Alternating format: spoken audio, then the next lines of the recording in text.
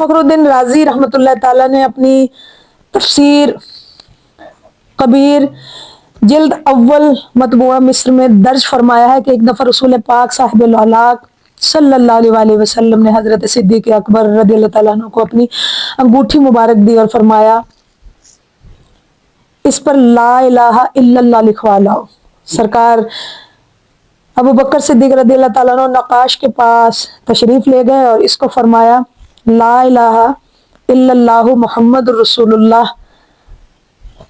नक्काश ने लिख दिया। सरकार अबू बकर सिद्दीक़ रज़ियल्लाहु ताला अन्हु की ज़ात ने नबी पाक सल्लल्लाहु अलैहि वसल्लम की खिदमत सरापा अक़दस में अंगूठी को दिखाया तो उस पर लिखा हुआ था, ला इलाहा इल्लल्लाहु मुहम्मदुर रसूलुल्लाह अबू बकर। अबू बकर सिद्दीक़ ने फरमाया, ऐ अबू बकर, ये ज़ायद क्या लिखा है? अर्ज़ किया, या रसूलल्लाह सल्लल्लाहु अलैहि वसल्लम, मैं नहीं चाहता था कि आपका नाम अल्लाह ताला के नाम से जुदा हो, और बाकी मैंने लिखने को नहीं कहा।